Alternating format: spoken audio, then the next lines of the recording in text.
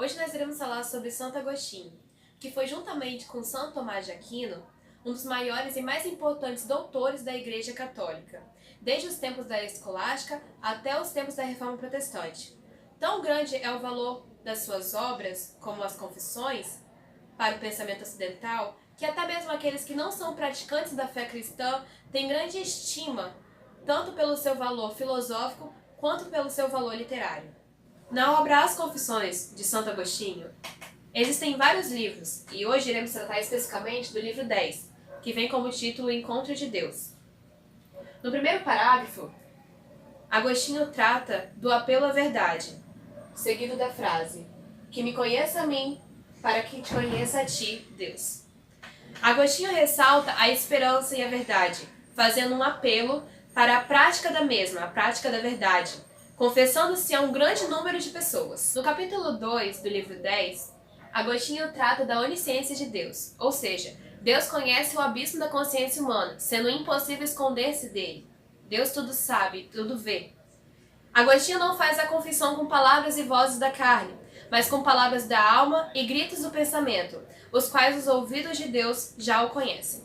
No capítulo 3, Santo Agostinho trata da confissão aos homens. Segundo o autor, a confissão só pode ser sincera a partir de um coração caridoso, e os que conhecem ao Senhor podem reconhecer que o Senhor não mente. Porém, só Deus pode ver o que é mais profundo no ser humano e pode ver toda a sua verdade. No capítulo 4, Santo Agostinho trata do fruto das confissões. Ele confessa perante Deus e perante os homens ser pecador, assim como todos os seres humanos.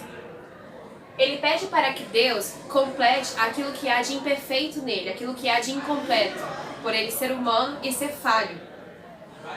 Ele diz que nós devemos expirar as boas ações, que equivalem à obra de Deus, e nós devemos suspirar as más ações, que equivalem aos delitos, ou seja, aos pecados. No capítulo 5, Santo Agostinho vai tratar da ignorância humana. Segundo ele, o homem imperfeito, ele não consegue compreender a si próprio sozinho, e assim ele precisa de Deus, pois Deus é onisciente, e assim ele consegue conhecer e compreender profundamente a essência, a alma do homem.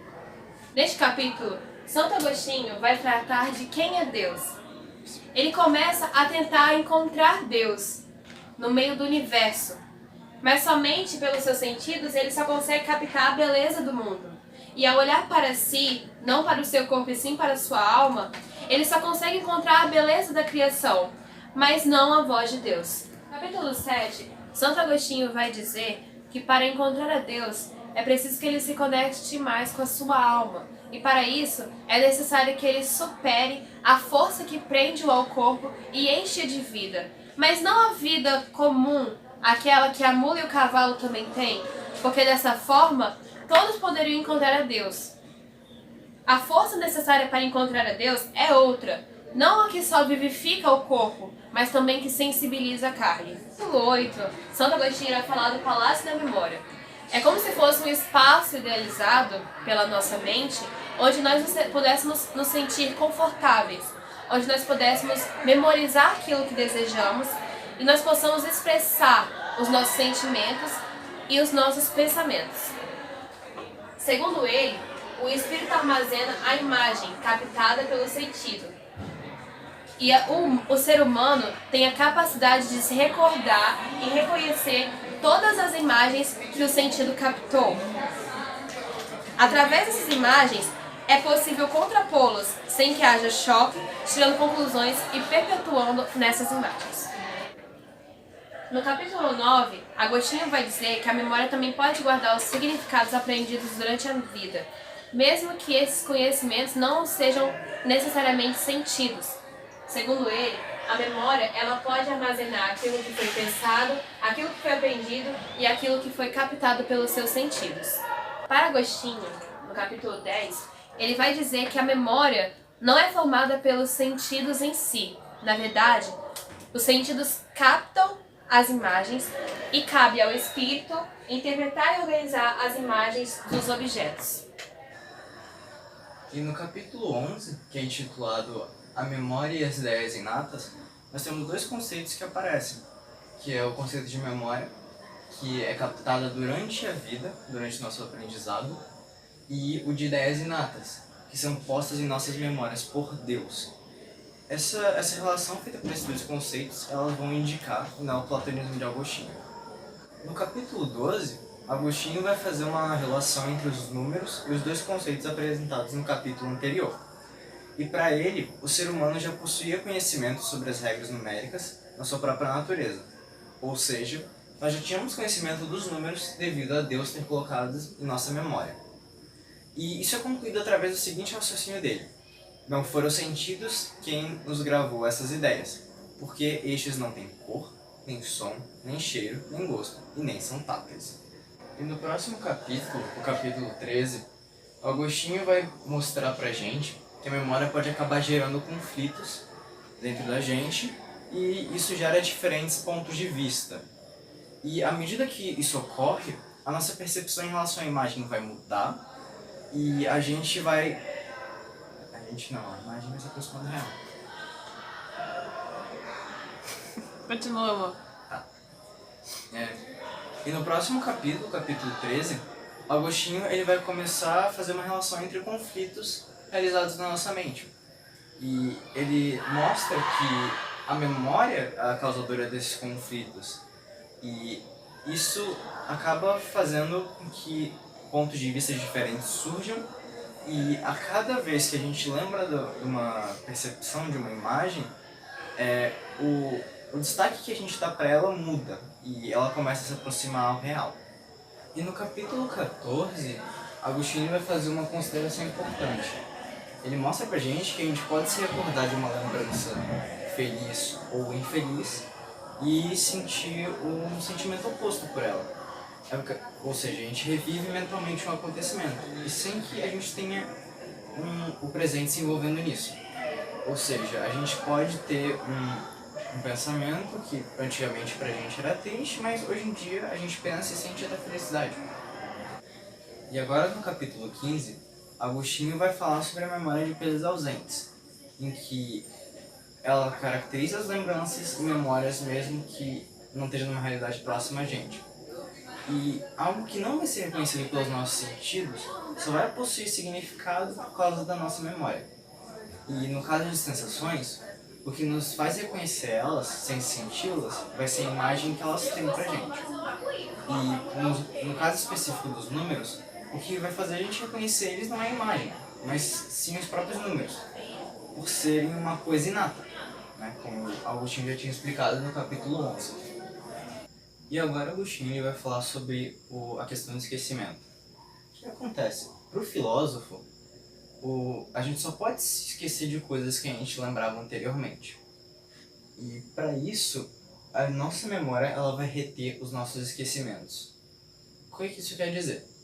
A gente tinha uma lembrança de alguma coisa e a gente acaba esquecendo dela. O esquecimento ele vai acabar sendo relacionado com a imagem dessa coisa.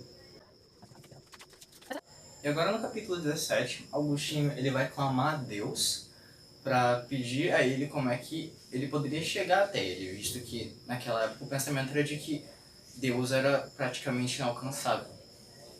E ele faz isso baseado em que outros animais eles também são detentores de memória, ou seja, ele está usando a própria lógica. Então ele faz uma certa referência ao neoplatonismo, em que ele defende que para chegar a Deus você precisa transpor a sua memória, você precisa ultrapassá-la. E isso você tem aquela questão de reminiscência, em que Agostinho se reminisce a Deus, ele se relembra de Deus, ele volta à sua memória, e ele vai se lembrar do que foi esquecido, como para a lógica dele ele tinha esquecido de Deus. E no capítulo 18, Agostinho vai falar sobre a lembrança de algum objeto que foi perdido. Ele afirma que quando você perde alguma coisa, algum objeto, você só vai conseguir encontrá-lo se você reconhecer ele e se há alguma recordação do mesmo gravada em você. Então, para ele, não é possível que você ache algo que você perdeu se você não tem lembrança do objeto ou conhecimento dele. E no capítulo 19, Agostinho vai se aprofundar nesse conceito de reminiscência. Ele demonstra que o cerne platônico da filosofia dele se baseia nisso. E é para nós nos lembrarmos de algum objeto que a gente perdeu, a gente não pode apagar ele da nossa memória completamente. Porque a gente precisa de pelo menos uma imagem do objeto para a gente ter para que a gente possa reconhecer ele ao encontrar. E se ele foi apagado completamente do nosso espírito, obviamente a gente não vai conseguir encontrar ele. Como exemplo, Agostinho ele cita o reconhecimento do nome que foi esquecido de uma pessoa através da face, onde após diversos exemplos de nomes, a consciência reconhece um nome que combina com a face, porque já foi feita essa associação anteriormente. E agora no capítulo 20, Agostinho ele vai falar como que é para se procurar felicidade. E para ele, ela está relacionada a procurar Deus, porque o corpo que vive de alma está vivo de Deus. E há uma maneira que é meio diferente de ser feliz, que é quando cada um vai possuir a sua felicidade em concreto. E ele demonstra isso, ele demonstra uma preocupação ao saber que a noção de felicidade que habita na memória, porque lá vai existir um sinal que outrora houve felicidade.